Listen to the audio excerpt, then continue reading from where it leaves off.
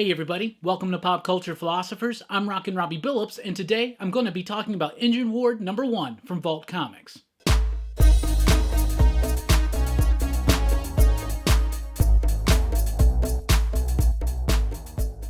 That's right everybody, thanks for checking out the video. I am Rockin Robbie Billups. This is an advance review of Engineward #1 coming July 15th from Vault Comics. It's written by George Mann with artwork by Joe Eisma, coloring by Michael Garland and Hassan Otsmane-Elhou on the lettering. All in all, I really did like this book. It's a sci-fi book. It's pretty interesting. They've already committed to 12 issues, so this is going to be a little bit more of a long-form story than we're typically used to seeing from Vault Comics. This is about Earth being an ancient myth, completely forgotten, right? And its survivors have been, I guess, cast out in the galaxy or something like that.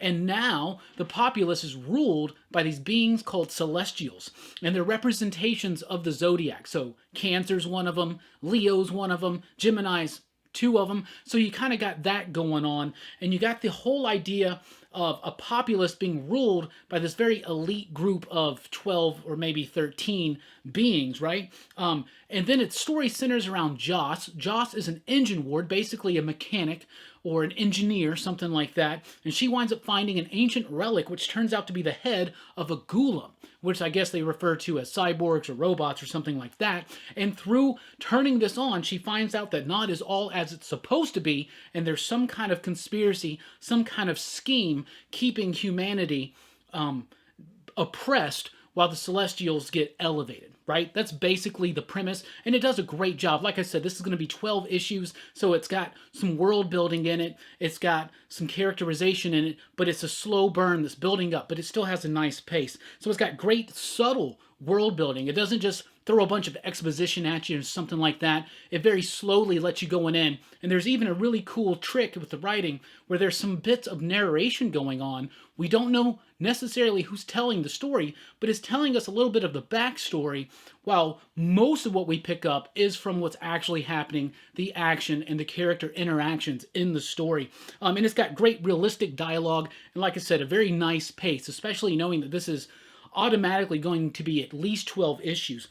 The artwork is really cool. Eisma was the artist on Morning Glories, the Image Comics that was written by Nick Spencer. I really liked his art there. I like his art here. It's a different story. He has more action scenes in this one, different, more unique camera perspectives and angles and stuff like this. The style itself is a little angular, and it handles both the action scenes and the dramatic moments with efficiency and with style. The artwork and the coloring captures both the bleak existence of the populace and the opulent lifestyle of the Celestials. And the lettering, Hassan Otsmane-Elhou is one of the best letterers in the business. It becomes an actual part of the story and the artwork, and it's integral to the flow and pace of the story. All in all, I did really like this one.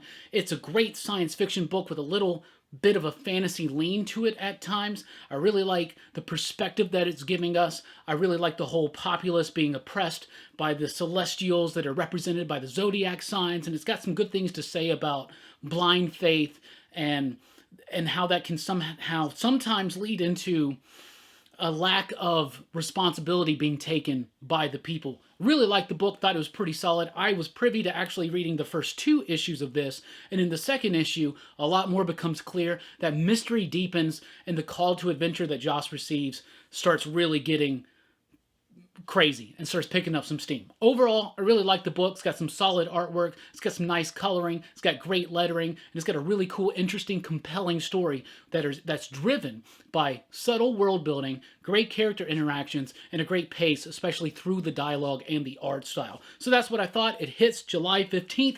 Today, that this video is releasing, Monday, July 22nd, or June 22nd, I should say, is FOC. So get your pre-orders in right now if this sounds like something you would be into. Overall, I'm definitely going to be checking it out come July 15th and beyond. I've read the first 2, and I'm excited to see what's going to be coming out of this series. Imaginative, great world building, some really cool artwork as well. Another great one from Vault Comics. Anyway, that's what I thought. Let me know. What are you excited about, getting ready for, coming out in comic books? Let us know in the comments down below. Thanks for checking out the video. Please do like, share, and subscribe. And join us over at popculturephilosophers.com for podcasts and a whole lot more. I've been Rockin Robbie Billups. Thanks for rocking with us.